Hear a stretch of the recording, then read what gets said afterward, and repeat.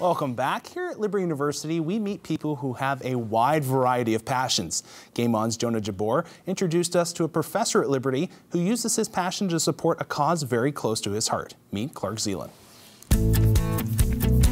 Growing up in Canada, I knew from a young age also that even though I loved to play hockey, hockey wasn't going to be my sport long term. I have a runner's build, and so body contact in the sport of hockey told me very quickly that running was going to be more my thing.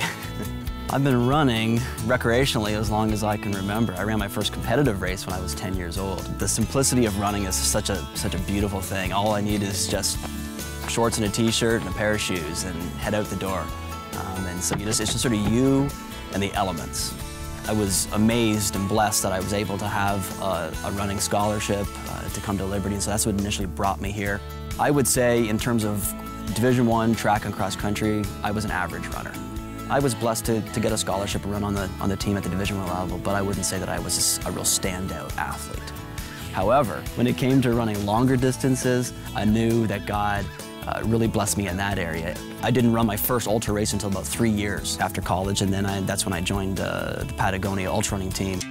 And it was a dream come true to get a sponsorship. I never thought in my wildest dreams that I would be a sponsored athlete.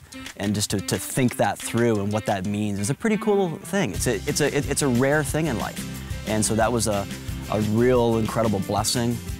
By definition, ultra running is anything longer than a marathon. So marathon being 26.2 miles, ultra by definition is anything longer than that. Most races are 50Ks, 100Ks, 50 milers, 100 milers. It was almost like exploring and discovering a brand new sport.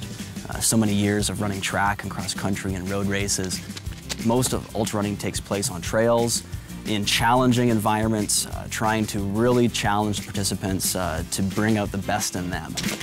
A big part of running ultra marathons in general, and specifically 100 milers, is the mental component.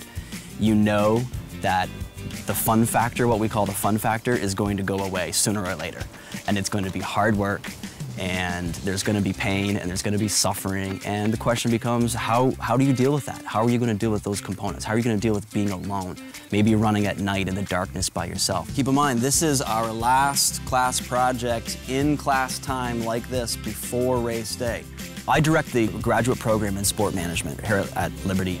We get our students out to do real hands-on type of experience in terms of programming activities, event planning and organizing. Some of the races that I direct, I actually have my graduate students involved in organizing and operating and executing those events as well.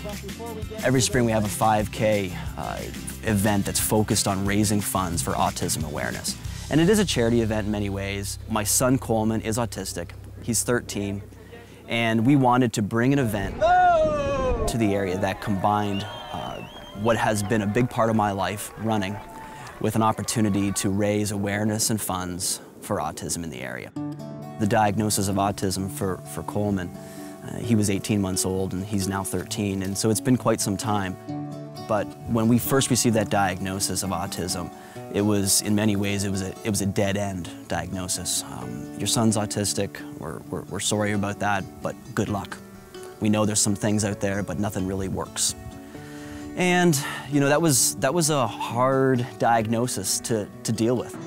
Our goal there is to really just bring different autism groups together in the area, to see them come, collaborate, have families, get access to these people, get more information, to educate the public about what is autism, and really to raise funds. So we partner with the student chapter of Autism Speaks at Liberty, and we raise funds for that student chapter to be able to go out and make a difference in the community.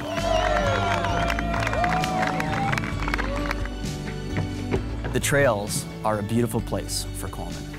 God's creation and how he reveals himself in unique ways to every individual through his creation is, I think, is one of the most important things that continues to stand out to me on a daily basis.